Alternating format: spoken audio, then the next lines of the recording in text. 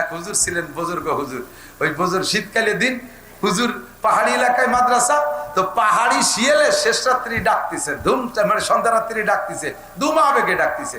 এখন হুজুর কয় এই শিয়াল গুলো ডাকে কে? কয় যে হুজুর ওই শিয়াল গুলো শীতের যন্ত্রণায় ডাকতেছে। হুজুর একটা মাইটি আড়ির মধ্যে কিছু পয়সা তো ব্যাংক এক ঠিলে ভরিয়ে গেছে, কয় যে এই টাকা নিয়ে যাই ওই শিয়ালকে কম্বল কিনে দিয়ে। ছাত্ররা তারা তো ফটকা কম না, ওরা সেই আড়ি ভরে টাকা নিয়ে বাক করে নিয়ে জিরে খাইয়ে দিয়ে ফেলাইছে। শিয়ালটা কি কম্বল কিনে দেয়নি? পরের দিন আইসা ক্লাসে আইসে কয় আজকে আবার রাতে ক্লাসের সময় শিয়াল ডাকতেছে। এই শিয়াল ডাকে কা? তোরা কম্বল দিস নেই? কয় যে শকর আদায় হতেছে। আজকে ডাকে মানে শকর আদায় হতেছে, কম্বল পাইকে কানেওয়ালারে এভাবে মারিয়ে খাইয়ে যায়। আমাদের বাংলাদেশে এরকম শিয়াল আছে না নাই? কথা কন। মাননীয় প্রধানমন্ত্রী বস্তা ভরে ভরে টাকা দিয়েছে, শিয়ালরা সব টাকা খাইয়ে কানাডা বাড়ি বানাইয়া আজকে গোষ্ঠী শুদ্ধ বিপদে ফেলাই দিয়েছে। কথা কন ঠিক?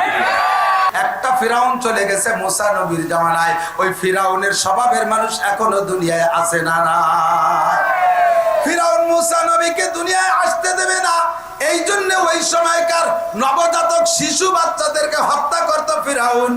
ইব্রাহিম আলাইহিস সালামকে দুনিয়ায় আসতে দেবে না, এই জন্য নমরুদ সেই সময়কার শিশু সন্তানদেরকে হত্যা করেছে, পুত্র সন্তানদেরকে হত্যা করেছে। সেম স্বভাবের বর্তমানে ইসরায়েলি নেতানিয়াহু 42-43 হাজার মানুষ মারছে ফিলিস্তিনে, তার ভিতরে 17,000 শুধু শিশু মারছে, 17,000 শিশু মারছে। আল্লাহ তাআলা ওই ফিরাউনকে দিয়ে এই ফিরাউনকে শিক্ষা দেওয়ার জন্য কোরআন শরীফের ভিতরে বেশি বেশি ফিরাউনের কিসসাটা আলোচনা করেছে, নমরুদের কিসসা আলোচনা করেছে।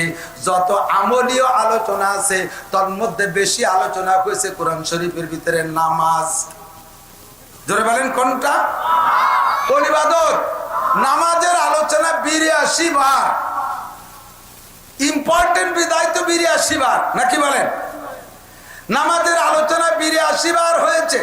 অথচ নামাজ মুসলমানের জন্য সর্বশ্রেষ্ঠ ইবাদত। এইমাত্র কোন হিন্দু যদি কলেমা পড়ে মুসলমান হয়, স্টেজে আইসা এখন সর্বপ্রথম ওর উপরে কোন ইবাদতটা এসে চেপে ধরবে? খাতনা নিয়া, মুসলমানি নিয়া, দাড়ি রাখা, টুপি পরা, পাগড়ি পরা, জুব্ব পরা, হজ করা, যাকাত দেওয়া, কুরবানি করা, সদকা ফিতরা করা, রোজা রাখা, কোনটা এখন না। আপাতত এই মুহূর্তে এসে চেপে ধরবে তাকে নামাজে, ঠিক না? সবে মাত্র একটা ছেলে সাবালেগ হইছে, তার উপরে ফরজ হলো নামাজ। আউয়ালু মা ইউহাসাবু বিহিল আবদু ইয়াউমাল কিয়ামাতিস সালাহ। হে আমার প্রাণপ্রিয় যুবক বন্ধুরা, পাগলামি করো না, ধরা পড়ে যেতে হবে আল্লাহর কাছে। ওই ময়দানে মাহশারে আল্লাহ পাক এবার বাছাই করবেন। আমতাজুল ইয়াউমা আইয়ুহাল মুজরিমুন বইলা কাফেরদেরকে বের করে দিবে, থাকবে শুধু কলেমা পড়া মুসলমান। এই কলেমা পড়া মুসলমানদের কাছে 1 নম্বর যে জিজ্ঞাসাটা হবে সেটা হলো নামাজ। যে ব্যক্তি নামাজের প্রশ্নে সফল হতে পারবে, নামাজের প্রশ্ন যথাযথ দিতে পারবে, প্রত্যেকটা প্রশ্নের জবাব তার আসান হয়ে যাবে। আল্লাহ পাক তাকে বিনা হিসাবে জান্নাতে পাঠিয়ে দিবে। বক্তাদের কাছ থেকে শুনেছেন, তবলিগওয়ালাদের কাছ থেকে শুনেছেন, আল্লাহ পাকের স্বভাব হলো প্রত্যেকটা ইবাদতের প্রতিদান, মূল প্রতিদান রেখেছেন আখিরাতের জন্য, আর কিছু প্রতিদান দুনিয়ায় রাখছে। আমার দিক তাকান, মাহফিলে আপনাদের এই বড় বড় মাদ্রাসার মাহফিলে তো খাইতে দেয় না। ছোট ছোট মাহফিলে আমরা করি, তো ছোট মাহফিলে শেষ পর্যন্ত 2-1 জায়গা দেখি লোক বসে থাকে, ওঠে না। অথচ বক্তা যা বয়ান করতেছে তাতে আমার তৃপ্তি হচ্ছে না। এমনি বসে রয়েছে, কে লোক ওঠে না কেন? কয় যে বসে রয়েছে অন্য কারণ আছে, শেষে খাবার আছে, শেষে তবারক আছে। তো ইবাদতের শেষে, মাহফিলের শেষে যদি তবারক থাকে, তো বক্তা আলোচনা যাই করুক, ভালো মন্দ যা করুক, শেষ পর্যন্ত বসে থাকে। আর শেষে যদি খাবার না থাকে, তাহলে আলোচনা ভালো না হলে আস্তে আস্তে 2-1 জন পেশাবের নাম কইয়ে, পায়খানার নাম কইয়ে, একটু বিড়ি খাওয়ার নাম কইয়ে, একটু পান খাওয়ার নাম কইয়ে, এটা ওটা কইয়ে উঠে চলে যেতে থাকে। আস্তে আস্তে মাঠ খালি হয়ে যায়। যদি শেষে খাবার থাকে, আমি এখন ভালো মন্দ যাই কই, অবশ্যই একজন উঠতো না, একজন উঠবে না। তো আল্লাহ কয় প্রত্যেকটা ইবাদতের সাথে যদি দুনিয়ার কিছু ইন্টারেস্ট থাকে তাহলে সেই ইবাদতটা করে খুব আগ্রহের সাথে। আজকে রাত 1টা পর্যন্ত ওয়াজ করে ছেড়ে দেবো, আপনারা যাইয়ে ঘুমাইতে ঘুমাইতে 2টে, 2:30, 3টে বেজে যাবে। যারা এই টাইমে ঘুমাবেন তারা 4টে, 4:30, 5টায় ফজরের আজান দিলি উঠতে খুব কমই পারবেন। কতক্ষণ? আবার রমজান মাসে তারাবির নামাজ পড়িয়ে যাইতে যাইতে 10টা, 10:30 বেজে যায়, যাইয়েই কেউ শুয়ে পড়ে না, এটা ওটা খাইয়ে দাইয়ে তারপরে গল্প সল্প করতে করতে 12টা, 1টা বাজায়, এরপরে বিছানায় শোয়। আবার দেখা যায় যে রাত 3টের সময় উঠে গেছে। ঘটনা কি? এ সময় 1টায় উঠলি 3টায় শুইলে 1টায় শুইলে 3টায় উঠা যায় না। রমজান মাসে 1টায় শুইলে 3টায় উঠা যায়। কারণ কি? এখন শেষ রাত্রি উঠলি তো 1 গ্লাস পানিও কেউ খাতি যায় না। সে সময় তো শেষ রাত্রি উঠলে তো পেট ভরি গলা সমান খাওয়া যায়। ইবাদতের পরে যদি কিছু থাকে হাদিয়া, তাহলে ওই ইবাদতে ইন্টারেস্ট বেশি থাকে। কাজেই 5 ওয়াক্ত নামাজের সব পুরস্কার যদি আল্লাহ আখেরাতে রেখে দেয়, যে সব পুরস্কার আখেরাতে পাবা, এমনি মানুষ নামাজ পড়তে চায় না, তাহলে কেউ পড়বে না। নবী পাক বলেন, আরে ভয় নাই যুবক, আমার দিক টাকা 5 ওয়াক্ত নামাজ পড়বি, 5টা পুরস্কার আছে, 4টে পুরস্কার আখেরাতের জন্য আর 1টা পুরস্কার দুনিয়ায়। মান হাফাজা আলা সালাওয়াত আকরামাহুল্লাহ বিখামসি খিসাল। 1 নম্বরে ইউরফা আনহু যিকুল আইশ, যেই কারণে নামাজ পড়তে পারিস না, চাকরির জন্য নামাজ পড়তে পারিস না, খেত খামারের জন্য নামাজ পড়তে পারিস না, ব্যবসা বাণিজ্যের জন্য নামাজ পড়তে পারিস না, এক কথায় দুনিয়া কামার জন্য নামাজ পড়তে পারিস না, নামাজ পড়, দুনিয়ার সব অভাব অনাটন আল্লাহ তাআলা দূর করে দেবে। ফাঁকে একটু বুঝে নিতে হবে, নামাজিকে আল্লাহ তাআলা দুনিয়ার রিজিকের অভাব দেয় না। এর তর্জমা কি? রিজিকের অভাব দেয় না মানে ব্যান চালালে আল্লাহ তাআলা বিমানের পাইলট বানাবে তা না। সাধারণ কৃষক মূর্খরে ধরে আল্লাহ তাআলা প্রাইম মিনিস্টার বানাবে তা না। ভিক্ষুকরে ধরে আল্লাহ তাআলা শিল্পপতি কোটিপতি বানাই দেবে তা না। রিজিকের অভাব হবে না মানে হলো যে যে ক্লাসের মানুষ তার রিজিকের অবস্থাও সেরকম। কথা বলেন, যে যে ক্লাসের মানুষ তার রিজিকের অবস্থাও সেরকম। একজন মানুষ বাংলাদেশে 300 টাকা দামের চাউল আছে না নাই? আছে। সেই চাউল কিনে খাওয়ার, রেগুলার কিনে খাওয়ার মানুষও আছে না নাই?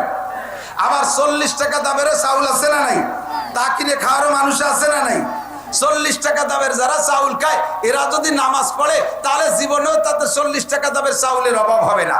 তবে ওই লোকটারে 300 টাকা দামের চাউল আল্লাহ দেবে না। কারণ যে লোক 40 টাকা দামের চাউল খায়, মোটা মোটা গাবের আঠির মতো, ভাত গলা সমান খাইয়ে দুপুর পর্যন্ত কুদাল কুবাতি পারে, ভাত ফুরোয় না। ওরা যদি সকালবেলা 300 টাকা দামের 4টে প্লাস্টিকের ভাত খায় দেয়, ও তো কুদালে 2 কাপ দিয়ে একবার পেশাব করলে শেষ, কাজ করতে পারবে না। ঠিক না? বড় 2 কেজি ওজনের সলির দাম 4000 টাকা। বাজারে মাঝে মাঝে পাওয়া যায় কিনা? কিনে খাওয়ার লোক আছে না নাই? আছে না?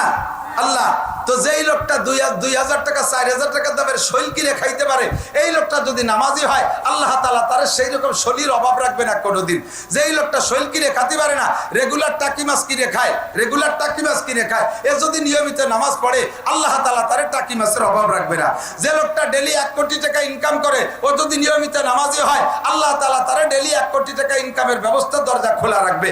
যে লোকটা ডেলি 500 টাকা কামাই করে, ওই লোকটা যদি নামাজি হয় আল্লাহ তাআলা তার গ্যাপ গর্ত দেবে না, রেগুলার তারে 500 টাকার ইনকামের ব্যবস্থা করে দেবে। এর মানেই হলো, এটাই হলো রিজিকের অভাব দিবে না। আল্লাহু আকবার। তো দোস্ত, নামাজ ইম্পর্টেন্ট বিদায়, এর জন্য আল্লাহ তাআলা কোরআন শরীফের ভিতরে 82 বার আলোচনা করেছে। নামাজের চাইতেও আরো ইম্পর্টেন্ট ইবাদত থাকতে পারে নাকি? কথা বলেন, মনে হয় আপনাদের আছে? নামাজের চাইতে মুসলমানের জীবনে আর কোনো বড় ইবাদত আছে?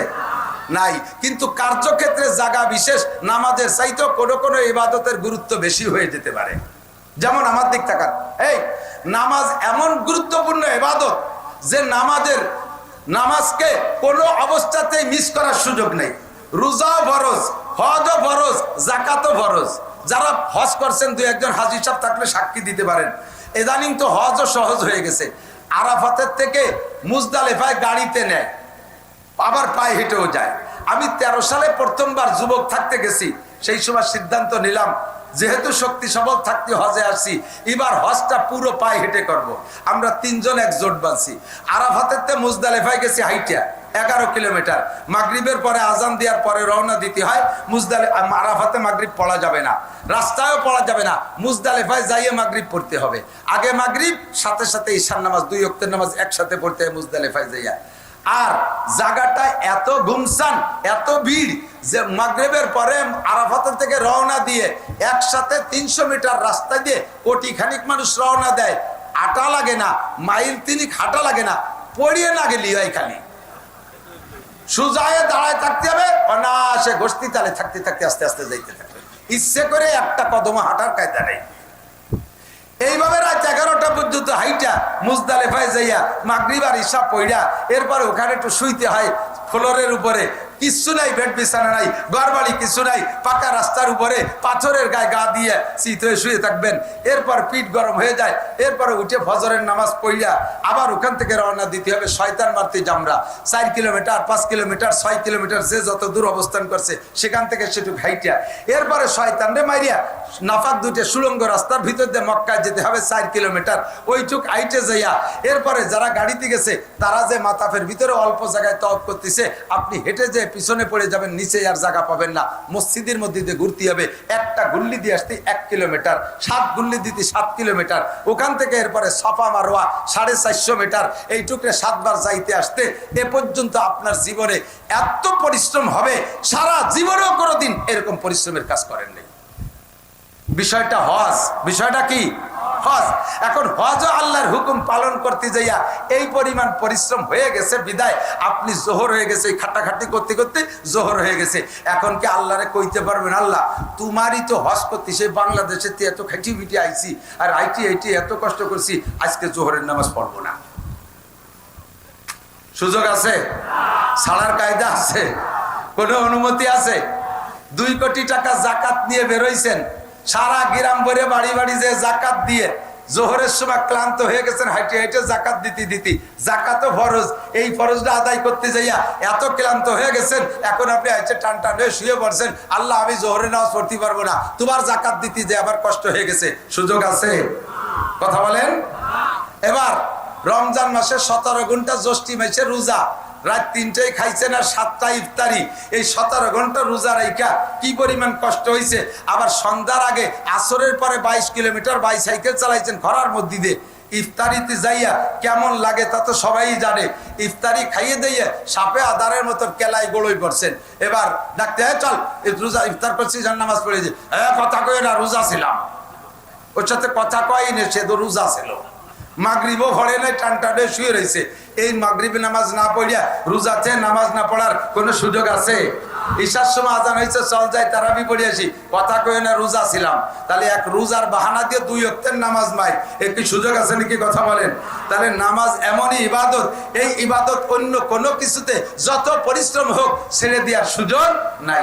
কিন্তু এর উপরে আরেকটা ইবাদত আছে, সময় সাপেক্ষে সেই ইবাদতটা যদি চেপে পড়ে তাহলে আপনাকে নামাজ বাদ দিয়ে সেই ইবাদতটা করা লাগবে।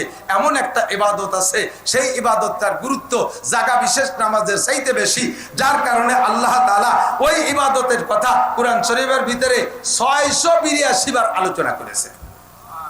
কত? 682 বার। ইবাদতটার নাম হলো জিহাদ। ইবাদতের নাম কি? জিহাদ। কবে কিভাবে?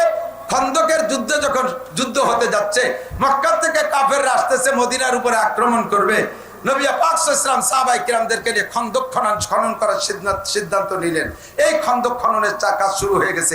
ইতিমধ্যে খবর আসছে তাড়াতাড়ি কুচে সারেন, এই যে এসে গেল। এই করতে করতে জোহরের রক্ত এসে গেছে, খন্দক খনন করা শেষ হয় নাই। হুজুর কয় থাক জোহরের নামাজ, আগে খন্দক খুঁজো। খুঁজতে খুঁজতে আসর হয়ে গেছে, খন্দক খনন করা শেষ হয় নাই। হুজুর কয় থাক আসরের নামাজ, আগে খন্দক খনন করো। খুঁজতে শুরু হলো, মাগরিব এসে গেল, মাগরিবের নামাজের রক্ত এসে গেছে, খন্দক খনন করা শেষ হয় নাই। হুজুর কয় থাক মাগরিবের নামাজ, আগে খন্দক খনন করো। এসে গেল ঈশা রক্ত, ঈশার নামাজের সময়, খন্দক খনন করা শেষ হয় নাই। হুজুর কয় থাক ঈশার নামাজ, আগে খন্দক খনন করো। এইভাবে 4টে ওয়াক্ত নামাজ হুজুর শুধুমাত্র জিহাদের জন্য কাজা করেছেন, জিহাদের জন্য কাজা করেছেন। বোঝা যায় প্রয়োজন সাপেক্ষে কখনো কখনো নামাজের চাইতো জিহাদের গুরুত্ব বেশি। কথা বলেন ঠিক ঠিক না?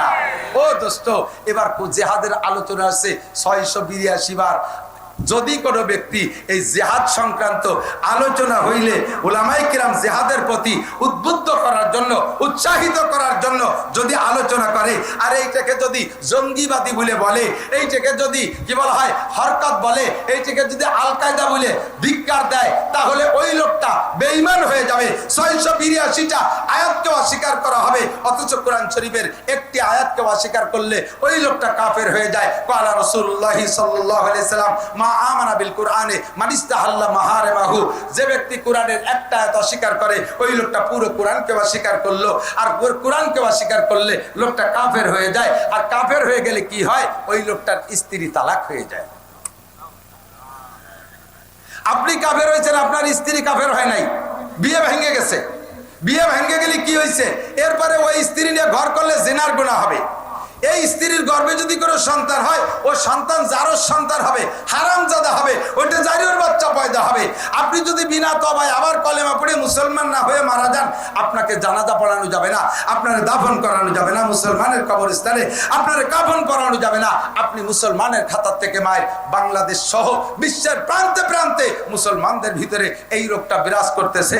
এই মুহূর্তে যদি ফিলিস্তিন গাজা থেকে, আমার প্রাণপ্রিয় যুবকরা, ফিলিস্তিন আর গাজায় যুদ্ধ হচ্ছে, লেবাননে যুদ্ধ হচ্ছে, এই যুদ্ধে এটা মুসলমানদের জিহাদের ফিল্ড। যদি আমাদের যাওয়ার সুযোগ আসে, ওখানে যদি যাওয়ার সুযোগ আসে, কোনোভাবে রাস্তা খুলে যায়, যাইতে জন্য প্রস্তুত?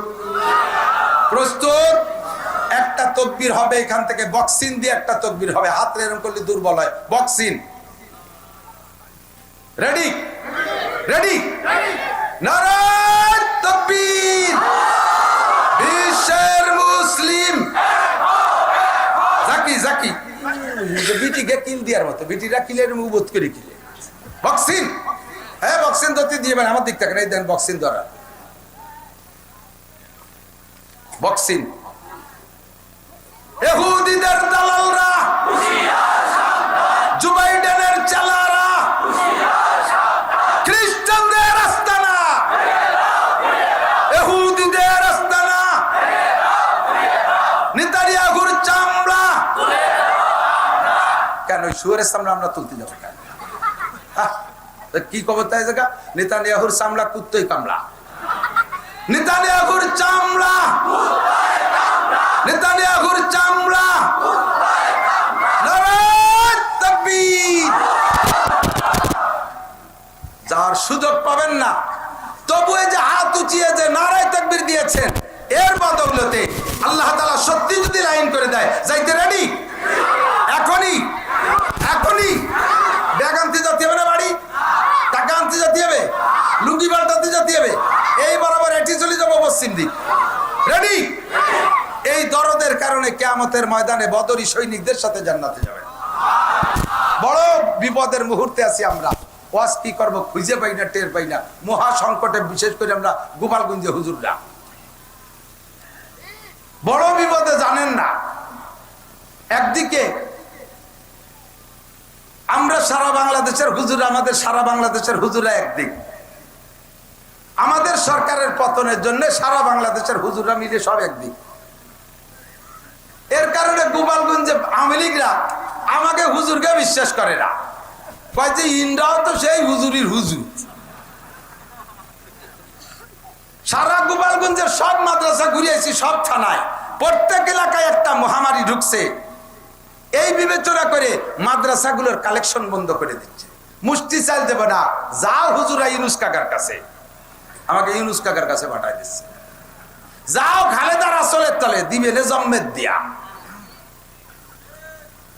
এই কইয়া আমাকে স্টাডিও মাদ্রাসাগুলোর উপরে হস্তক্ষেপ করতেছে।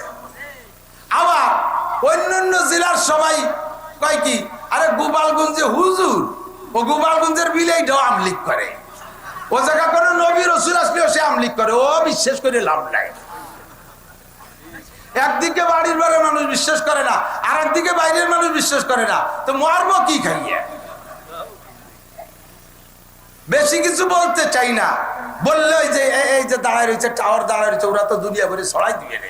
আমার তো আবার কাজ জাতি হবে কুষ্টিয়ে।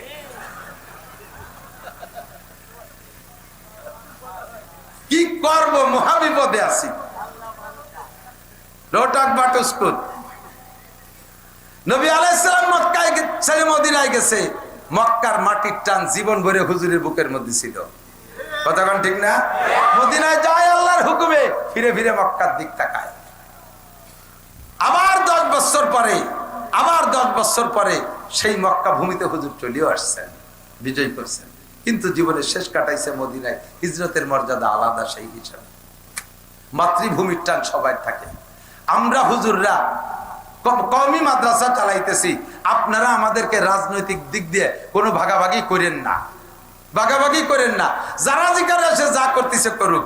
আমরা গোপালগঞ্জের ওলামায়ে কেরাম যে অবস্থানে আছি, অন্য জেলার ওলামায়ে কেরামরা আমাদের অবস্থানটা জানে, আমরা সেভাবে আছি, আমরা আপনাদের সাথে আছি।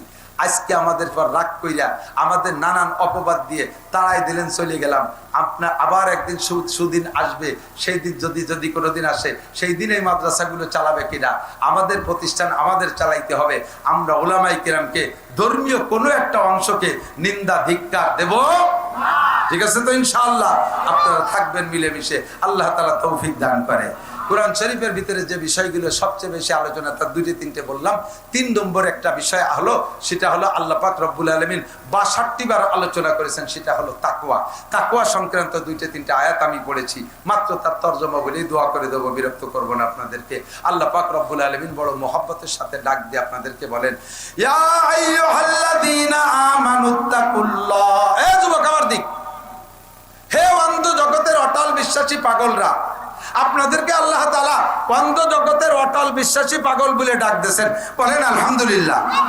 দুনিয়ার নাম অন্ধ জগৎ, কারণ এ জায়গা বসে আখিরাত দেখা যায় না, এ জায়গা বসে আল্লাহকে দেখা যায় না, এ জায়গা বসে জান্নাত দেখা যায় না, এ জায়গা বসে জাহান্নাম দেখা যায় না, এখানে বসে ফেরেশতা দেখা যায় না, পুলসিরাত দেখা যায় না, জান্নাতের নাজ ও নিয়ামত দেখা যায় না, জাহান্নাম দেখা যায় না। কাজেই দুনিয়াটা হলো অন্ধ জগৎ। এই অন্ধ জগতে বসে আমরা অটল বিশ্বাসী। কেমন বিশ্বাসী?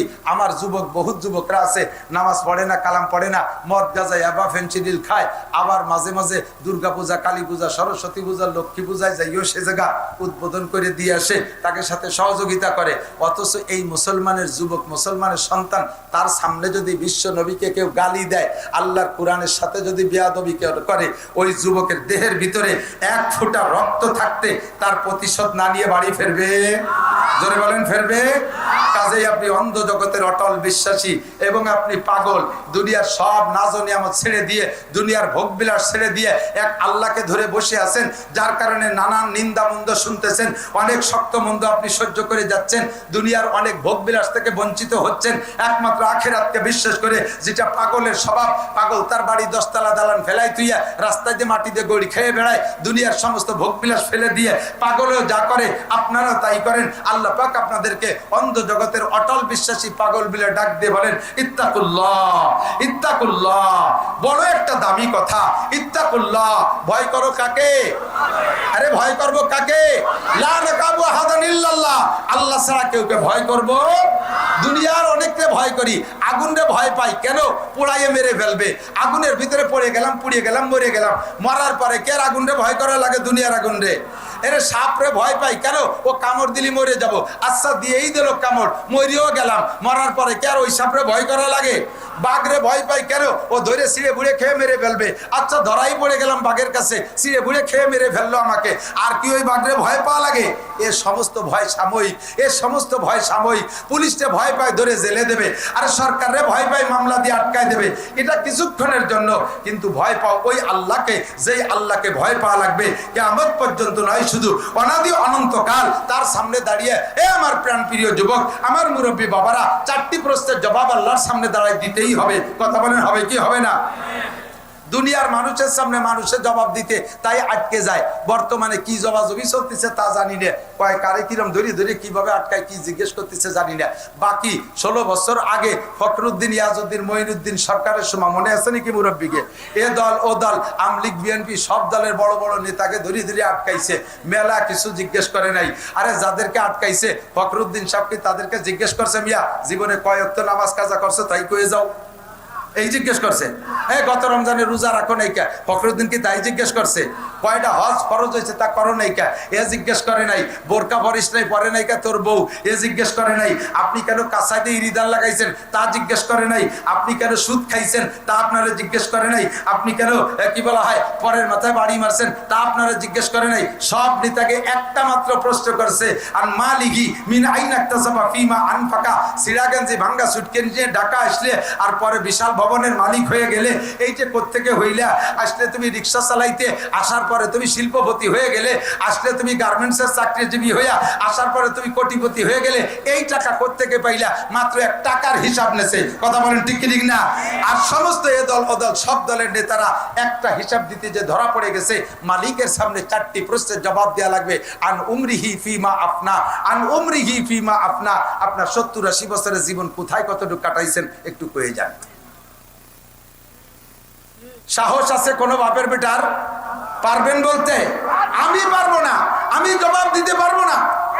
আমার জিন্দেগির হিসাব আমি দিতে পারবো না, কারণ আজকে বৃহস্পতিবার, গত বৃহস্পতিবার সকালে কি খাইছি সেই কথা মনে নাই। আছে? আর এই 70-80 বছরের হিসাব আমি কিভাবে দেব? এই হিসাবের ভয়ে আমি আল্লাহকে ভয় পাই। সিদ্দিকা আয়েশা বলে, হুজুর আমরাও কি হিসেবে আটকে যাব? হুজুর বলেন, আয়েশা মানহুসি বা নৌকিসা, বিনা হিসাবে পার হতে পারার কি চেষ্টা করো, হিসাবের কাঠগড়ায় দাঁড় হবে যে সেই বিপদে পড়িয়া যাইবে। বিনা হিসাবে পার হতে পারো কি তাই দেখো। ইত্তাকুল্লাহ, ভয় পাও আল্লাহকে। ওখানে দাঁড়িয়ে তোমাকে হিসাব দেওয়াই লাগবে। এ দোস্ত, যারা বিমানে চড়ছেন তাদের সাথে আমার একটু আলাপ করতে সহজ হবে। বিমানে উঠতে গেলে ইমিগ্রেশন আছে। ইমিগ্রেশন না, বিমানে যারা উঠছে, হাজি সাহেবরা তো অবশ্যই জানে, বিদেশ করছেন তারা জানে। ইমিগ্রেশনে 4টি ইমিগ্রেশন। কয়টা? 1 নম্বরে পাসপোর্ট ইমিগ্রেশন, আপনার পাসপোর্ট সহি কিনা বিদেশ যাইতে গেলে। 2 নম্বরে আপনার টিকিট ইমিগ্রেশন, ঠিক আছে কিনা। 3 নম্বরে আপনার ব্যাগেজ, মাল ব্যাগেজ ইমিগ্রেশন, লাগেজ ইমিগ্রেশন, ওর ভিতরে অবৈধ কিছু আছে কিনা। 4 নম্বরে আপনার বডি ইমিগ্রেশন, দেহের মধ্যে কিছু নিয়ে যাচ্ছেন নাকি। অনেকে বলে পেট ভরে সোনা খাইয়ে আইছে, বাংলাদেশে পায়খানা করে সেই সোনা বেচে। সুবহানাল্লাহ। আমি একবার এই ইমিগ্রেশনের দ্বারা পড়ে গেছি। আল্লাহু আকবার। পাসপোর্ট ইমিগ্রেশন, মালয়েশিয়া যাওয়ার সবাই পাসপোর্ট ইমিগ্রেশনে ওকে, টিকিট ইমিগ্রেশনে ওকে, লাগেজ ইমিগ্রেশনে ওকে, লাস্টে যে বডি ইমিগ্রেশনে ধরা পড়ে গেছে। মেশিনের ভিতরে দাঁড়াই, অমনি রিং করে ওঠে, লাল বাতি জ্বলে। যারা ইমিগ্রেশন করতেছে সবই আমার ওয়াজের শ্রোতা, ওরাও লজ্জা পাচ্ছে। কি হলো, হুজুরির বডির মধ্যে কি আছে? সব কিছু খুলে বুলিয়ে দিয়ে দিছি, পকেটে যা যা আছে সব। তারপরও রিং করে। এখন আমি লজ্জা পাচ্ছি, ওরাও লজ্জা পাচ্ছে। ওরাও ধরতে পারে না কোন জায়গা কি আছে। নিজেও আগাগুলা সব জায়গায় যাদের হাত দিয়া যায়, টোয়াই টাই দেখলাম কোনো জায়গা কিছু নাই। কি করবো, লজ্জায় পড়ে গেছি। এর মধ্যে একটা মহিলা ফেরেশতা আইছে। মহিলা আইছে একজন, ও কি যেন একটা মেশিন আইলিয়া আমার দিকে এরকম ধরে একটা চাপ দিল। কয় যে হুজুর আপনার এই বুক পকেটের ভিতরে একটা পকেট ডায়েরি আছে, ওর ডায়ালের মধ্যে দেখেন একখান বেলেট আছে। সদস্য চাইতে বুঝবো কিভাবে এই মারেফাত হলো, আমার এই জায়গার বেলেট আছে। খুলে দেয় যে সত্যি বেলেট। কবে যেন নখ কাটছি, কোন জায়গা থেকে ফেলাতে ফেলাবো, ওর মধ্যে ঢুকাই দিয়েছি, তাই সেই অবস্থা রয়েছে। এর জন্য আমার বডি ওকে না। দুনিয়ার মানুষের কাছে যদি এরকম ইমিগ্রেশনে ধরা পড়ে যেতে হয়, আল্লাহ পাক রব্বুল আলামিনের কুদরতি মেশিন। ও যুবক, হাসি উড়াই দিস না। কবে কোন বাগানে দাঁড়ায় গাঁজা খাইছিস, কোন কলেজের পিছনে দাঁড়ায় দুইজন হাসাহাসি করেছিস, চেতরা চেতরি করছিস, রাত 12টা 1টার পরে কম্বলের তলে যাইয়ে ফেসবুক দেখছিস, সব কিন্তু ইমিগ্রেশনে ধরা পড়ে যাবে। ধরা পড়বে। আর উমরিহি ফিমা আপনা, 4 ইমিগ্রেশনের পরে তারপরে তোমাকে বিমানের গাড়িতে কইরা বিমানে উঠতে দেবে। এটা যদি হয় দুনিয়ার ইমিগ্রেশন, আল্লাহর কাছে তোমার 4টি ইমিগ্রেশনের 1 নম্বর ইমিগ্রেশন আন উমরিহি ফিমা আপনা কারহাবা কালকে ইয়ারি জুমলা রাস বা কুদা তাজবির হিলা কায়রাওয়াস। দুনিয়ার সবকিছু সুন্দর, তোমার আখিরাত অসুন্দর কেন? এই এলাকায় কত আলেম ওলামা, আমি তো ছোটবেলায় পড়ে গেছি, আজ থেকে প্রায় 35, 38, 37 বা 40 বছর আগে পড়ছি, কাফিয়া পড়ে গেছি এখানে। সেই সময় দেখতাম এই এলাকার মাদ্রাসার ছাত্ররা বাড়ি বাড়ি ছাত্রদেরকে লজিংই খানা খাইতে যাইয়া লজিংই পড়ায়। তাহলে এতদিন পর্যন্ত যদি পড়ায়, তাহলে এই এলাকার কোনো মানুষ কোরআন শরীফ শুদ্ধ করে পড়তে বাকি থাকে না। তো এত হুজুরের মধ্যে তোমার কোরআন শরীফটা পড়া শুদ্ধ না কেন? এত হুজুরের মধ্যে তোমার নামাজটা সুন্দর না কেন? এত হুজুরের মধ্যে তোমার দোয়া কুনুতটা সুন্দর না কেন? এত হুজুরের মধ্যে তুমি ইকামত দিতে পারো না কেন? এত হুজুরের মধ্যে থেকে তুমি আজান দিতে দিশে পাও না কেন? এত হুজুরের মধ্যে দোয়া মাসুরাটা কেন শেখো নাই? এত হুজুরের মধ্যে থেকে দাড়িটা রাখা শিখিস নাই কে? এত হুজুরের মধ্যে থেকে তার চুলির অবস্থা কে? তুই কুত্তো সুলা দিয়ে একেবারে গাঢ় সাইসি বেলায় দিছি, উপরে যাই আবার সাইডে মেসি কাটিং রেখে দিছি। গোটা জীবনের হিসাব দেওয়া লাগবে, লাগবে। 2 নম্বরে আন শাবাবিহি ফিমা আবলা, বিশেষ করে ভয় কেন পাবো আল্লাহকে? আল্লাহর সামনে দাঁড়াই হিসাব দেওয়া লাগবে, আল্লাহর সামনে দাঁড়াই হিসাব দেওয়া লাগবে। আরে ফখরুদ্দিনের সামনে না, আরে ডক্টর ইউনূসের সামনে না, আরে ইয়াজউদ্দিনের সামনে না, মঈনুদ্দিনের সামনে না, শেখ হাসিনার সামনে না, খালেদা জিয়ার সামনে না, এ সব গোষ্ঠী যুদ্ধ আটকে যাবে আমাদের চাইতে আগে। আমাকে আপনাকে জবাব দেওয়া লাগবে, যৌবনকালটা কোথায় কাটাইছো কয়ে যাও। যৌবনকালে যা করা যায় বৃদ্ধকালে তা করা যায় না। যৌবনকালে ইচ্ছে করলে শেষ রাত্রে, শীতের রাত্রে উঠা ঠান্ডা পানিতে গোসল করে তাহাজ্জুদ পড়া যায় ফজর পর্যন্ত। কতক্ষণ? আর বুড়ো হয়ে গেলে ওক্তের অজুতাই ওক্তে বানাতে জান্ডা বেরোয় যায়, গরম পানি দিয়ে অজু বানায় দেয়। শীতকালে এই হাত দুই এই হাতের দ্বারে আসতে এসে এই হাত প্যারালাইসিস হয়ে যাবে, ভেঙে নিয়েছি যে তাড়াতাড়ি জ্যাকেট গায়ে দিয়ে দেয়। কতক্ষণ? বুড়ো হয়ে গেলে যৌবনকালে তুমি সকাল 9টায় গোসল করছো, গোসলেরও যদি ঈশার নামাজ পড়ে শুতেই পারো, এমন সুন্দর সুন্দর স্বাস্থ্যওয়ালা ছেলেরা আছে। তবে আশা করি ইদানিং নাই, সবগুলো শেষ হয়ে গেছে, সব ডিলে হয়ে গেছে, সব ডায়াবেটিস। 16-18 বছরে পোলাপান ডায়াবেটিসের রুগী, 3 ভাইয়ের আটতে গেলে হতে 4 বার পেশাব করা লাগে। তবে যদি স্বাস্থ্য ভালো থাকে 9টার গোসলেরও যদি ঈশা পড়তে পারো। আর বুড়ো মানুষ এক ওক্তের নামাজ, এক ওক্তে 3 প্রকারের নামাজ পড়তে 3 বার অজু বানানো লাগে। চোখের সামনে দেখছি। আমার আব্বা খুব শক্তিশালী মানুষ ছিল, অজু বানায় গেছে মসজিদি, জোহরের নামাজ 4 রাকাত সুন্নত পড়ার পর যে তলপেট চিপে ধরে বেরোয় যাচ্ছে। আব্বা ফরজ পড়বেন না? কয় না, পেশাব করে আসি। পেশাব করে আসে ফরজ পড়ছে, আবার কাহা গেলেও না মসজিদি, আবার এক জাড়ি দিয়ে বারোই যাইয়া আবার পেশাব করে উজু বানাইছে। 2 রাকাত সুন্নত পড়া লাগে। এক ওক্তের 3 প্রকারের নামাজ পড়তে 3 বার উজু করা লাগে। আর যৌবনকালে সকালেও যদি ঈশার নামাজ পড়া যায়, কাজেই যৌবনকালের মেশিনের কাছে আল্লাহ পাকের দাবি বেশি। আন শাবাবিহি ফিমা আবলা, যৌবনকালটা কোথায় লাগাইছো বলে যাও। ইচ্ছে করলে বাইসাইকেল চালায় তুমি ইস্তেমার মাঠে যেতে পারবা, ইচ্ছে করলে বাসবাড়ি থেকে বাইসাইকেল চালায় চরমনের ময়দানে যাইতে পারবা, ইচ্ছে করলে গহরডাঙ্গা প্রত্যেকদিন হাইটে যাইয়া 27, 28, 29 নভেম্বরের মাহফিল শুনতে পারবা। এটা হলো যৌবনকালের শক্তি। আর বৃদ্ধ বয়সে কিছুই করা সম্ভব না। এই জন্য এই কালটাকে আল্লাহ পাক বেশি বেশি কড়াকড়ির সাথে ধরবে। এই জন্য আল্লাহকে ভয় পাই। 2 নম্বর 3 নম্বর আন মালিহি ইনাকতাসাবা ফিমা আনফাকা, মাল কোত্থেকে কামাই করছো? মোটা মোটা টাকা কামাই করে বাংলাদেশের চৌকালারা ভাত পায় না, বাংলাদেশেতে টাকা নিয়ে কানাডা বিল্ডিং বানাইছে। এ কথা কয় না? বিল্ডিং কোন জায়গা বানাইছে? কানাডা। চৌকালারা ভাত পায় না, কানাডা বিল্ডিং বানাইছে। যা থাকছে কানাডার বিল্ডিং এর ভিতরে, খালি আমলিগা লাগে দোষ রেয়া।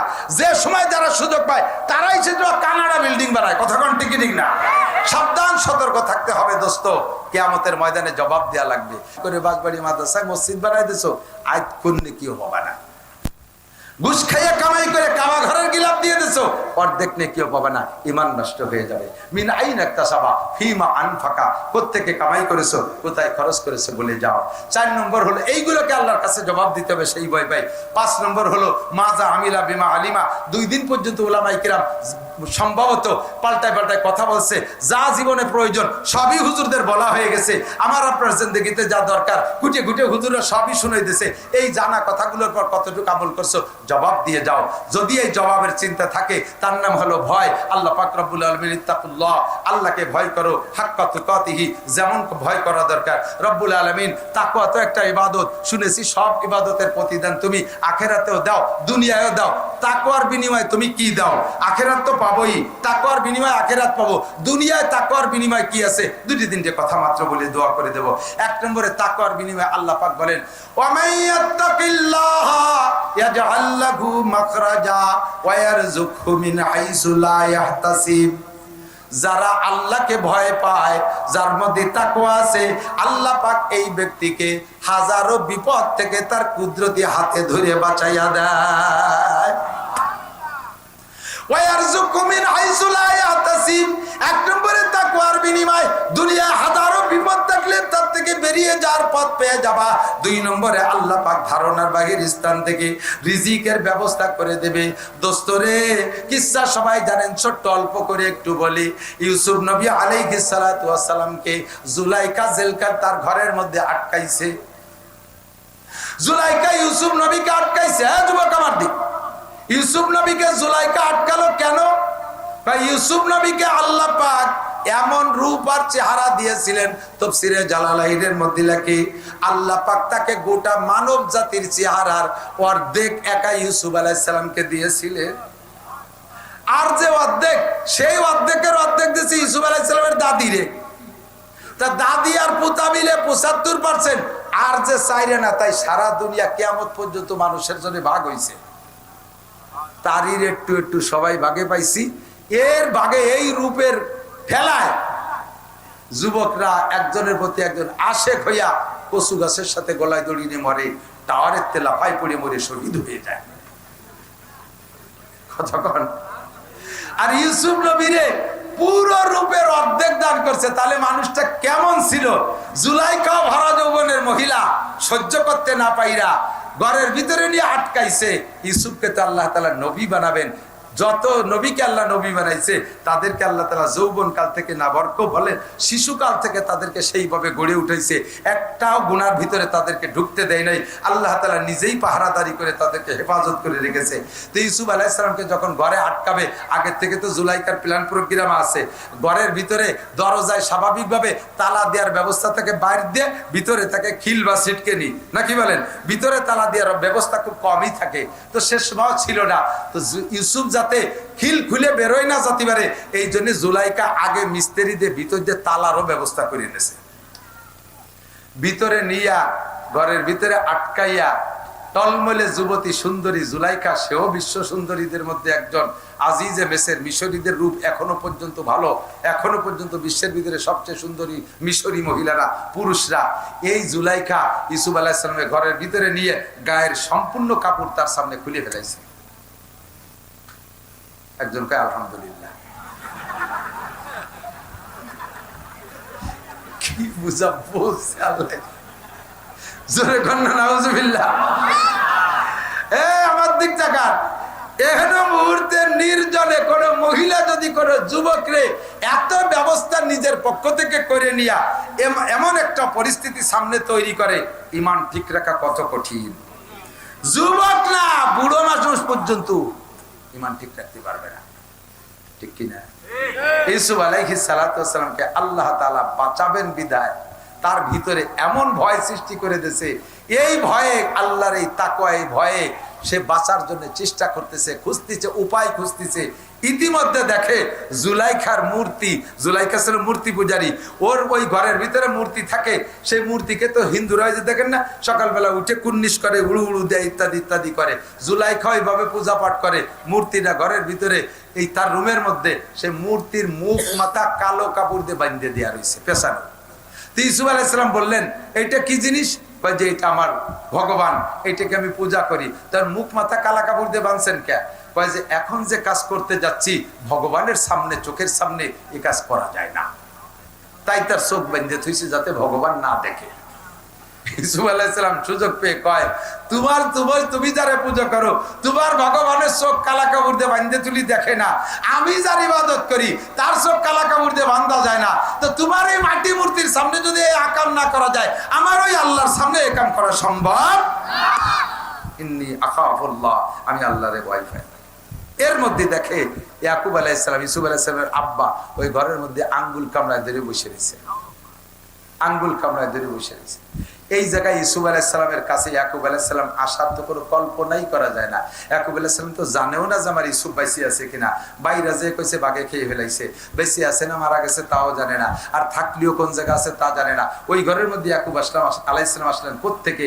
আল্লাহ পাক যাকে বাঁচানোর চেষ্টা করে, যে আল্লাহকে ভয় পায়, আল্লাহ তাআলা তাকে বাঁচানোর ব্যবস্থা করে দেয়। ওই জায়গায় ইয়াকুব আলাইহিস সালামকে পাঠায় দিয়েছে, আর বাপের সামনে ছেলেতে এ কাম করতে পারে না। এইটা দেখেই উনি ভয়তে দৌড় মারছে, আর দরজার কাছে গেছে তো খটখট করে তালাগুলো খুলে গেছে। একের পর এক 7টা দরজা খুলে গেছে। কন্যা সুবহানাল্লাহ। ওমাইয়াত্তাকিল্লাহ ইয়াজআল লাহু মাখরাজা। যে আল্লাহকে ভয় পায়, আল্লাহ তাআলা তাকে বাঁচানোর জন্য ব্যবস্থা করেই দেয়।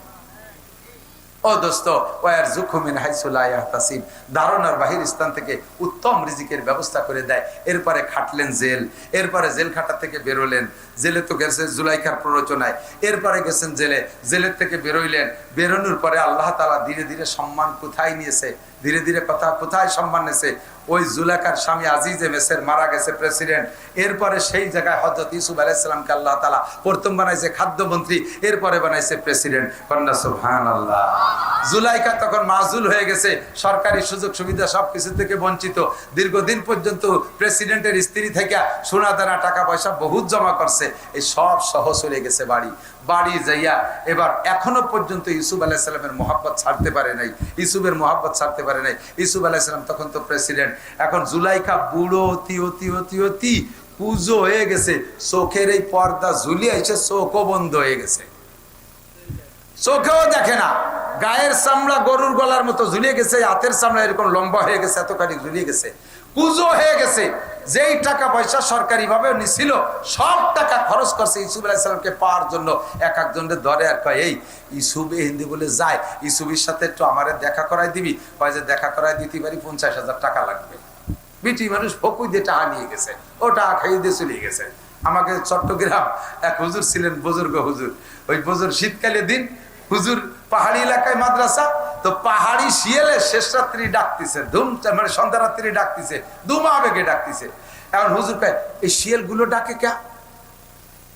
কয় যে হুজুর ওই শিয়াল গুলো শীতের যন্ত্রণায় ডাকতেছে। হুজুর একটা মাইটি আড়ির মধ্যে কিছু পয়সা তো ব্যাংক এক ঠিলে ভরিয়ে গেছে, কয় যে এই টাকা নিয়ে যাই ওই শিয়ালকে কম্বল কিনে দিয়ে। ছাত্ররা তো ছাত্ররা, তারা তো ফটকা কম না, ওরা সেই আড়ি ভরে টাকা নিয়ে ভাগ করে নিয়ে জিরে খাইয়ে দিয়ে ফেলাইছে। শিয়ালটা কি কম্বল কিনে দেয়নি? পরের দিন আইসা ক্লাসে আইসে কয়, আজকে আবার রাতে ক্লাসের সময় শিয়াল ডাকতেছে।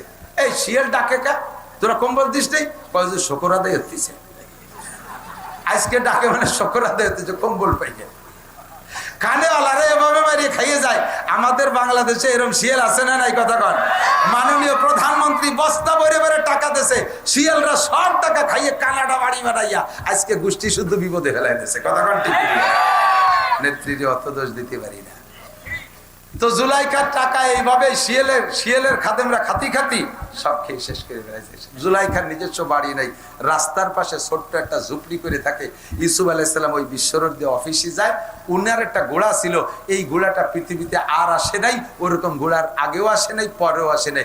ওই ঘোড়াটার ভিতরে আল্লাহ তাআলা সিফাত দিয়েছে, সেই গুণের থেকে বর্তমানেও আমাদের বড়দের বড় বড় অফিসার, রাজা বাদশা, নেতা নেত্রী, এমপি মন্ত্রীদের গাড়ির ভিতরে সেই ঘোড়ার সিফাত।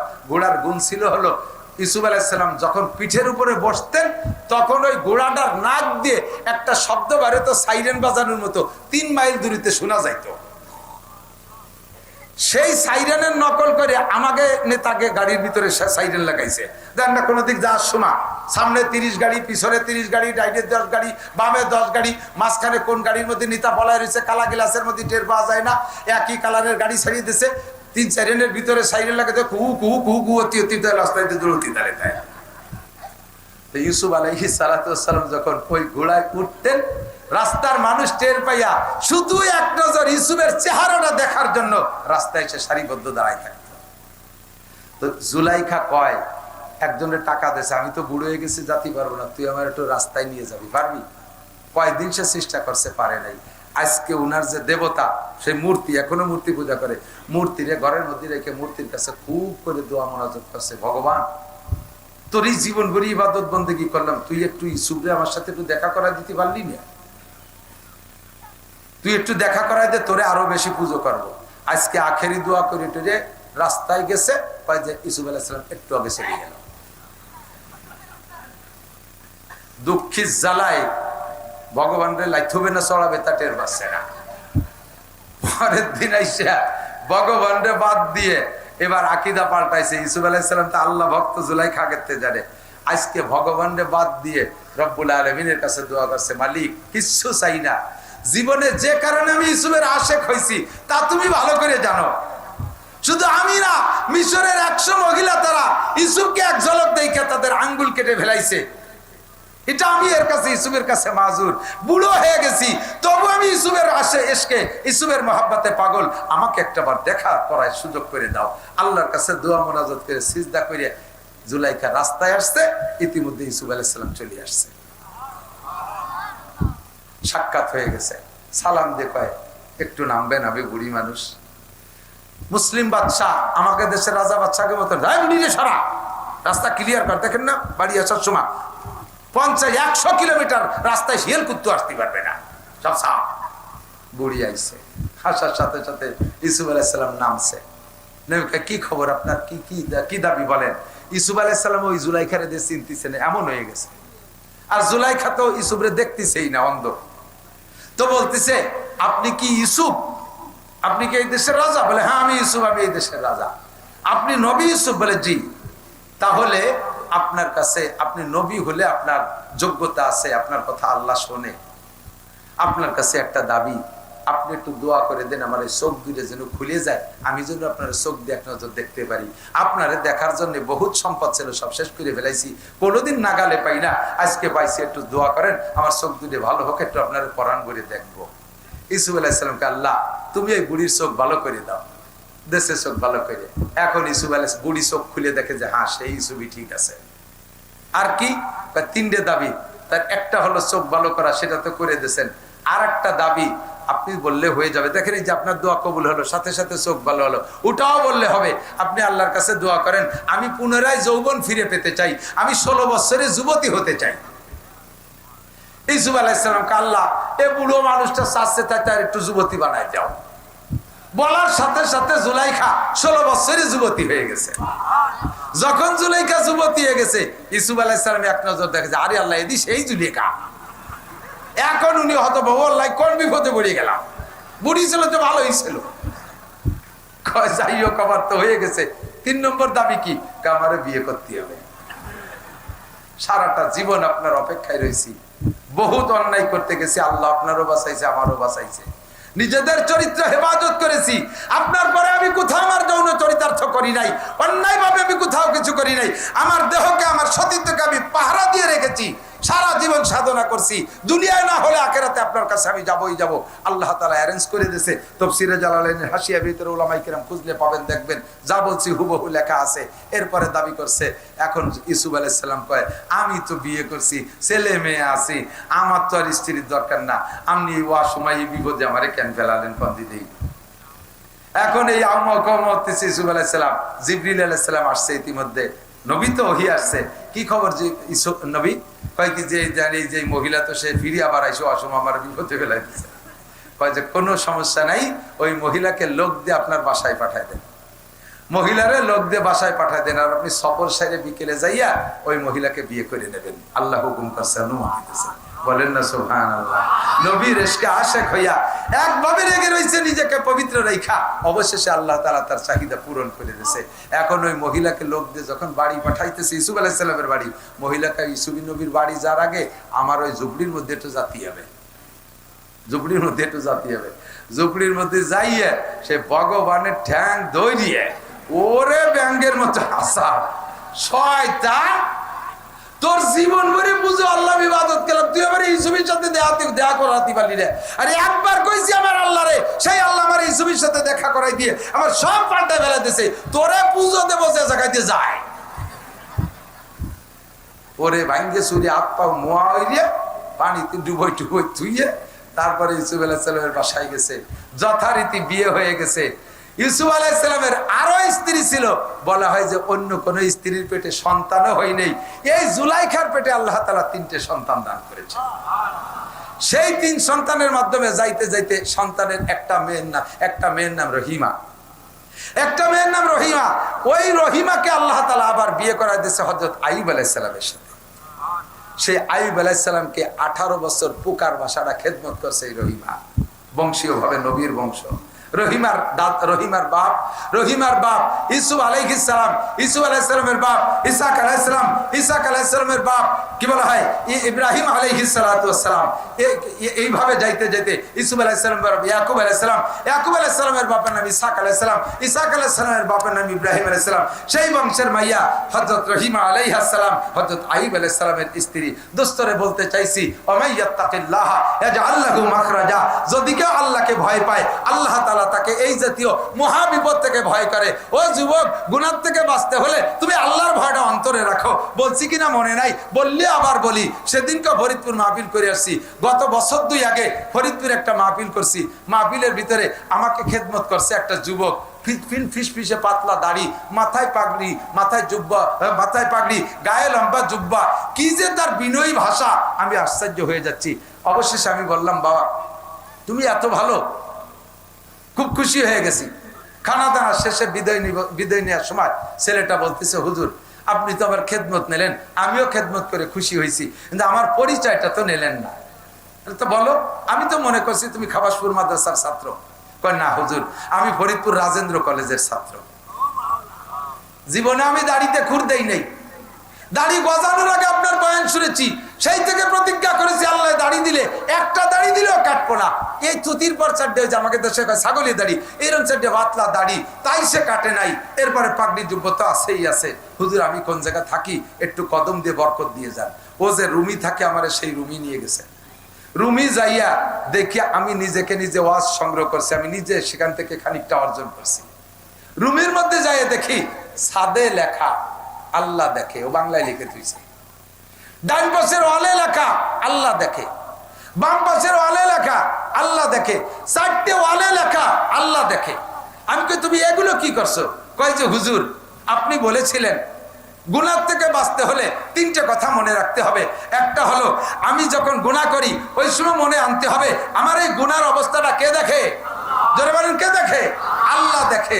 তাহলে আমি আল্লাহ যখন দেখে আমি কিভাবে আল্লাহর সামনে গুনাহ করব? ইউসুফ আলাইহিস সালাম কয় আমি জুলাইখার সাথে জিনা করব, এই অবস্থাটা আল্লাহ দেখে, তাহলে আমি কিভাবে করব? আমি এর ভিতরে একা থাকি, এই ঘরের ভিতরে একা থাকি, একা একা গুনাহ করার বহুত সুরত আছে। আমি যুবক মানুষ, কলেজের আমার বহুত ছাত্রীরা আছে, আমার সহপাঠীরা, তারা আমাকে অনেকভাবে বিরক্ত করে। আর একা একা রুমের ভিতরে থাকি, গুনাহ করার অনেক পথ আছে। আমি যখনই গুনাহ করার ইচ্ছা করি, যেদিকে তাকাই লেখা দেখি আল্লাহ দেখে, ভয়ে আমার ভিতরে কাজ করে, আর তখন আমি গুনাহটা করতে পারি না। এদিকে তাকাই গুনাহ করব, ওয়ালের দিক তাকাই দেখি আল্লাহ দেখে, ওয়ালের দিক তাকাই দেখি আল্লাহ দেখে, এই জন্য আমি গুনাহ করতে পারি না। হুজুর আপনার 3টে কথা আমার মনে আছে। 1 নম্বরে গুনাহ করার সময় কল্পনা করতে হবে আল্লাহ দেখে।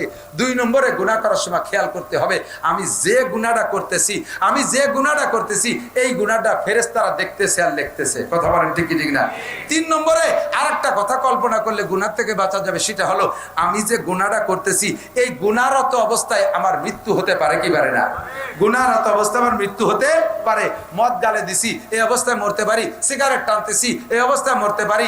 আমি সুদে টাকা হাতে নিচ্ছি, ওই অবস্থায় মরতে পারি। টেলিভিশন দেখতেছি, ওই অবস্থায় মরতে পারি। রাতের বেলা কানে খিল লাগায় মমতাজের গান শুনতেছি, ওই শোনার ভিতরে যে গম হয়ে গেছে, ওর মধ্যে আমি মরে যেতে পারি। তাহলে যে হালাতে মরতেছি ওই হালাতটা আল্লাহ পাক রব্বুল আলামিন দেখতেছে, ফেরেশতারা। তাহলে আমার এই অবস্থাটা, গুনার অবস্থাটা যদি আল্লাহ দেখে, আমি কিভাবে আল্লাহর সামনে করব?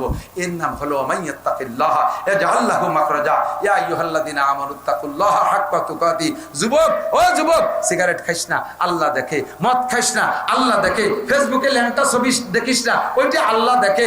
তুই গাঁজা এবা খাইস না, আল্লাহ দেখে। জিনা করিস না, আল্লাহ দেখে। চুরি করিস না, আল্লাহ দেখে। মুরব্বীরা সুদে টাকা হাতে নিয়েন না, আল্লাহ দেখে। পরের জমি আইল ঠেলেন না, আল্লাহ দেখে। আপনি যে অন্যায়টা করেন আল্লাহ দেখে। দেখে কি দেখে না? এই ভয়টার নাম হলো তাকওয়া। এইটা একটু ভিতরে সেট করি, আজকে আমার ওয়াজের শেষ। আজকে ভিতরে এই ভয়টা আমি সেট করি, তাহলে সকল গুনাহ থেকে বাঁচতে পারবেন। আর গুনাহ থেকে বাঁচলে লাভ কি শুনবেন? আল্লাহ কাল্লা ফাতাহনা আলাইহিম বারাকাতিম মিনাস সামাই ওয়াল আরদ। আপনাদের বাঁশবাড়ি এলাকার সেই আমলের খবর জানতাম, বর্তমান খবর জানি না। তবে আশা করি আপনাদের সেই অবস্থানে ঠিক আছেন। আপনারাই বাঁশবাড়ির মাদ্রাসার এলাকায় যারা আছেন, আমি ধান কালেকশন করছি, আপনারা ইরি ধান কাইটা বাড়ি আইনা 40 ভাগের 1 ভাগ ভাগ করে মাদ্রাসা মসজিদে দিতেন, গরিবকে দিতেন। এইটা কি এখনো আছে? এটা আছে।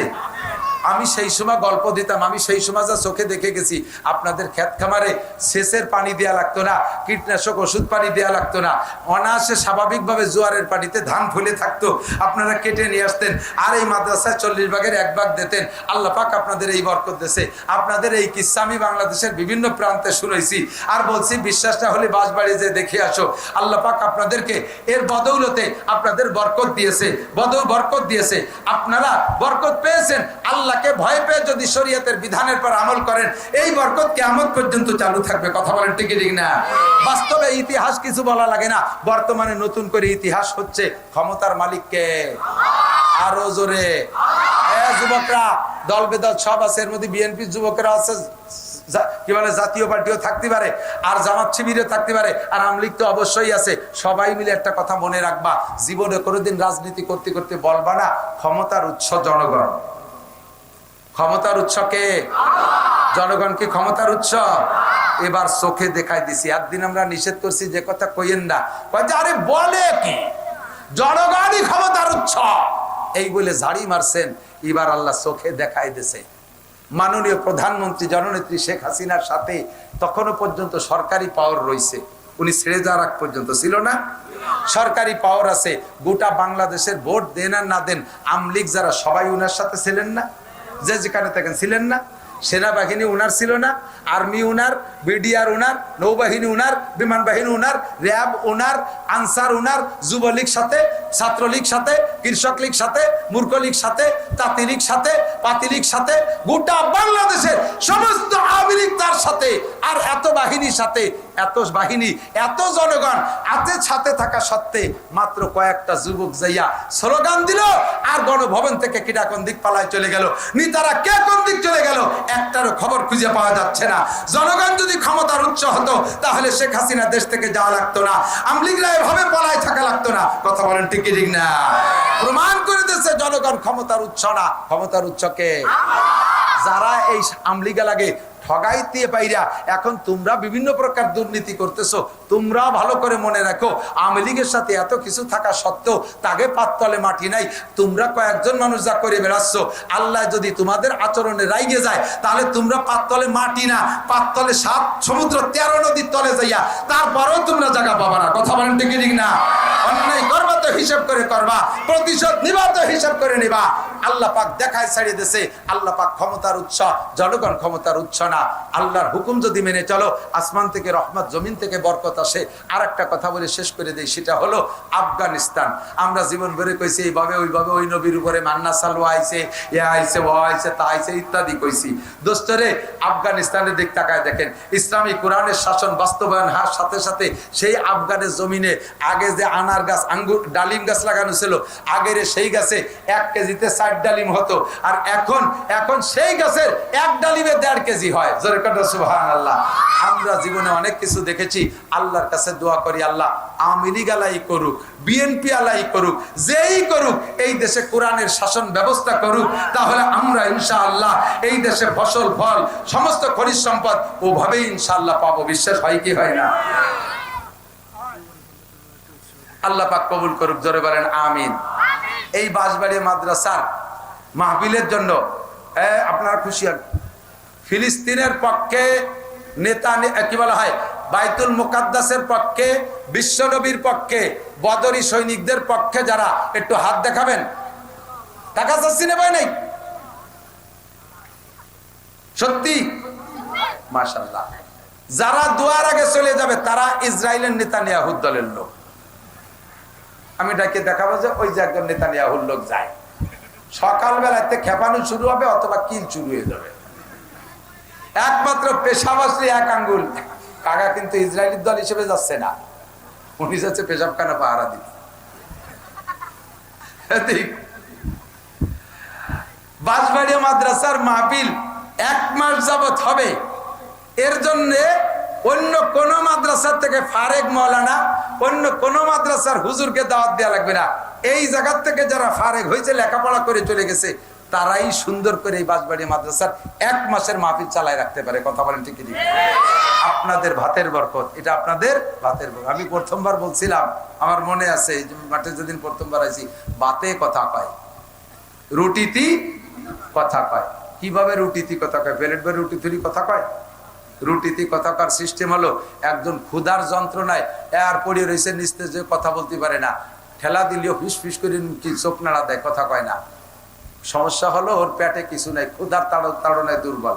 এখন ওই লোকটারে যদি দুটো রুটি খাওয়াই দেয়, এবার পেটে যখন রুটি গেছে, একটু পানি গেছে, উঠে বসে টেপ রেকর্ডের মতো কথা কওয়া শুরু করে না। রুটি প্লেটে ছিল, সেও কথা কয় না, উনি এ জায়গা শুয়ে রয়েছে, ইনিও কথা কয় না। যখন রুটি পেটে গেছে, এবার মানুষটাই কথা কয়। তাহলে এই কথা কি মানুষই কয় না রুটিতে কয়? রুটিতে কয়। বাঁশবাড়ির ভাতে কথা কয়। আমি বাঁশবাড়ির ভাত খাইছি, সারা বাংলাদেশ চষে বেড়াচ্ছি আল্লাহর রহমতে।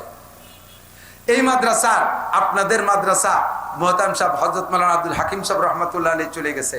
এরপরে আসছে ওনার ছেলে হযরত মাওলানা নুরুল হক সাহেব। ধারাবাহিক হুজুরও অসুস্থ, যে কোনো সময় ডাক আসলে চলে যেতে পারে। ওনার সেজে ভাই, বড় ভাই চলে গেছে, তেমনি এখন উনি চলে গেলে যেতে পারে। পরবর্তীতে তাদের ছেলেরা, ভাই বেটারা আছে, ধরে রাখছে মাদ্রাসা এ জায়গা থাকবে, মানুষ এমন করে আসতে যাইতে তাহলে থাকবে। কথা বলেন ঠিক ঠিক না? আল্লাহু আকবার। তো দোস্ত, এই মাদ্রাসা দেখেও দিলটা ভরে যায়। সারা বাংলাদেশের লেখাপড়ার সুখ্যাতি আছে। আপনাদের শেষকালে আমি আর বেশি কিছু বলবো না। আমার ভাগ্নে মাওলানা আতাউল্লাহ সাহেব বলছেন যে মামা, কিছু বদরি সৈনিক আপনি তৈরি করে দিয়ে যান। যেমন জেহাদ করে ময়দানে যাইয়া সৈনিক হতে চাচ্ছেন, অর্থ দিয়ে কিছু শরিক হবেন। অবশ্যই আপনারা অনেকেই বদরি সৈনিক আছেন, সদস্য আছেন। 313 জন বদরি সৈনিক বিনা হিসাবে জান্নাতে চলে যাবে। আর মান তাশাব্বাহা বিকওমিন ফাহুয়া মিনহুম, যার সাথে যার মিল হবে তার সাথে তার হাসর হবে। আমি দোয়া করি আল্লাহ তাআলা আপনাদের সকলকে বদরি সৈনিকদের সাথে বিনা হিসাবে জান্নাতি করে দিন, বলেন আমিন। বছরে মাত্র 1000 টাকা, বছরে মাত্র 1000 টাকা দিয়ে আপনি আজীবন সদস্য হবেন, বদরি সৈনিকদের সাথে শরিক হয়ে যাবেন। মাদ্রাসা থেকে একটা ফরম নেবেন, আপনি স্থায়ীভাবে বছরে একবার দেবেন, মাত্র বছরে একবার, এভাবে জীবন ভরে দিয়ে যাবেন। কি নাম যুবক? সফিউল্লাহ। এই তো, এই এলাকার নামেরই রং আলাদা। চৌমনি হুজুর নাম রেখে দিয়েছেন এইরকম ভালো ভালো নাম। সফিউল্লাহ, 1000 টাকা বদরি সৈনিক। কি নাম যুবক? সিফাত। এই যে খালি ভালো নাম, কোয়াইতে কামাই গেলেছে। সিফাতুল্লাহ, বলেন আলহামদুলিল্লাহ। আল্লাহ যুবককে কবুল করো, হালাল ভাবে লাখ লাখ কোটি কোটি টাকার মালিক বানায় দাও, সুস্থতার সাথে লম্বা হায়াত দাও, বদরি সৈনিকদের সাথে জান্নাতি করে দিও। জোরে বলেন আমিন। আছেন কেউ দোয়া নেবেন 1000 টাকা দিয়া? কি নাম মুরব্বী? কি নাম চেনেন? রকিবুল্লাহ, রফিকুল ইসলাম। আপনি এসে যারা নাম লেখাইছেন অবশেষে এসে কার্ড নিয়ে দেবেন, ফর্ম নিয়ে দেবেন। কি নাম যুবক? হ্যাঁ, জসিম উদ্দিন। আল্লাহ কবুল করেন, ঠিকানা লেখাই দিয়ে পরে ফর্ম নিয়ে যাবেন। আর কে আছেন? 1000 টাকা, বছরে 1000 টাকা। আল্লাহ তাআলা কার টাকা কবুল করছে? কোনো কিসসা কাহিনী আমি কই নাই, এ মর্মে কোনো আলোচনাই করি নাই। ওয়া তাআওয়ানু আলাল বিররি ওয়াত তাকওয়া ওয়ালা তাআওয়ানু, পাককে বিশ্বাস করেন, পরকালকে বিশ্বাস করেন, আপনার জন্য পাথেও সংগ্রহ করে রেখে যান। সদকায়ে জারিয়া চলতে তালে থাকবে। এই মাদ্রাসায় যত আলেম ফারেক হবে, লেখাপড়া যত করবে, আমলনামা, আপনার আমলনামায় তার নেকি যেতে থাকবে। মুহাব্বতের সাথে বছরে 1000 টাকা। আর কোন আল্লাহর বান্দা একটু দোয়া করে দেই, আল্লাহ হালাল ভাবে অনেক টাকার মালিক বানায় দেবে, সুস্থ তার সাথে লম্বা হায়াত দান করবে, আল্লাহ হজ করার তৌফিক দান করবে। আছেন কোন আল্লাহর বান্দা? কি নাম যুবক? ইলিয়াস, ইয়াসিন। কি নাম মুরব্বী? আব্দুল মুক্তাদের। কি নাম? বাচ্চু, বাচ্চু শেখ। কি নাম? জাকারিয়া। আল্লাহ দান কবুল। কি নাম? আজিজুর, আজিজুর রহমান। আর কে আছেন? আল্লাহ দান কবুল করেন, এনাদের হায়াতে তয়বা বাড়াই দেন, আল্লাহ অনেক দিন বাঁচায় রাখেন। যতদিন বেঁচে থাকবে অতদিন আমরা টাকা পাবো, এই জন্য মেলা দিন বাঁচায় রাখেন। সবাই বলেন আমিন। এটা তাড়াতাড়ি মরে গেলে তো আমাকে চান্দা শর্ট হয়ে যাবে, এই জন্য দোয়া করে দিলাম হায়াতের। আর কেউ আছেন হায়াতের দোয়া নেবেন? এই যে পাইছে মুরব্বী। কি নাম? মান্না শেখ। কি নাম? পান্না। কি নাম? লায়েক শেখ। কি নাম? ফায়েক শেখ। আল্লাহ কবুল করেন, হায়াতে তয়বা দারাজ করেন, অনেক টাকার মালিক বানায় দেন। আর কে আছেন? এই পাশে একটু কম উঠেছে, আপনাকে বাড়ি আমাকেও দিক নাকি? একটু বলেন কে আছেন? 1000 টাকা। রহিমা খাতুন। রহিমা বিনতে না যাও, যে কি বলবো, স্বামীর নাম বা বাপের নাম? নিসারউদ্দিন, ওনার স্ত্রী, মেয়ে। আপনার মেয়ে? মাশাআল্লাহ। তাই তো বলছি যে বাপের নাম, বাপ স্বামীর নাম বলতে হয়, বাপের নাম। আল্লাহ কবুল করেন, বলেন আমিন। আল্লাহুম্মা সাল্লি আলা মুহাম্মদ, আল্লাহুম্মা সাল্লি আলা মুহাম্মদ। কারেন্ট চলে গেছে, আলহামদুলিল্লাহ। ইন্না লিল্লাহ, ইন্না লিল্লাহ। দুরূদ শরীফ পড়ি। আল্লাহুম্মা সাল্লি আলা মুহাম্মাদিন ওয়া আলা আলি সাইয়্যিদিনা মুহাম্মাদিন ওয়া বারিক ওয়া সাল্লিম। আল্লাহুম্মা সাল্লি আলা।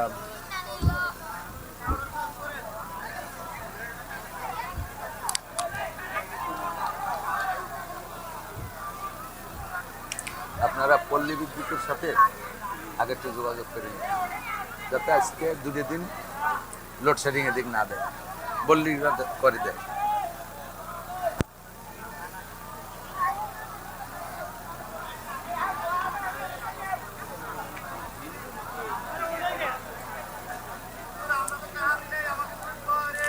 সবার জন্য দোয়া হবে, সবার জন্য হবে। মাইক হবে, বসেন, দোয়া করে দিচ্ছি, বসেন। মাইক ছাড়া বাংলায় দোয়া হবে, বসেন। আল্লাহুম্মা সাল্লি আলা মুহাম্মাদ ওয়া আলা আলি সাইয়্যিদিনা মুহাম্মাদ ওয়া বারিক ওয়া সাল্লিম। আল্লাহুম্মা সাল্লি আলা মুহাম্মাদ। আলহামদুলিল্লাহ, আলহামদুলিল্লাহ। বসি বসি বসি। আর কোন আল্লাহর বান্দা আছেন 1000 টাকা বছরে? ওই যে মুরব্বী দাড়ি পাকা, দেখেন কি নাম? ওমর ফারুক, আলী আকবর। আল্লাহ কবুল করেন, বলেন আমিন। আর কোন আল্লাহর বান্দা আছেন? হায়াতের দোয়া করব, কি নাম? হ্যাঁ, ওমর আলী খান। আল্লাহ কবুল করেন, হযরত ওমর রাদিয়াল্লাহু আনহুর সাথে জান্নাতি করেন। কি নাম যুবক?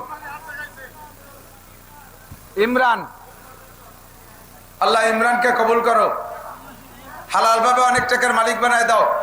আল্লাহ দানকারীদেরকে সুস্থতার সাথে লম্বা হায়াত দান করো। বদরি সৈনিকদের সাথে জান্নাতি করে দিও। সবাইকে অনেক দিন বাঁচায় রাখো, যাতে আমরা অনেক দিন চাঁদা পাই। আর কোন আল্লাহর বান্দা আছেন?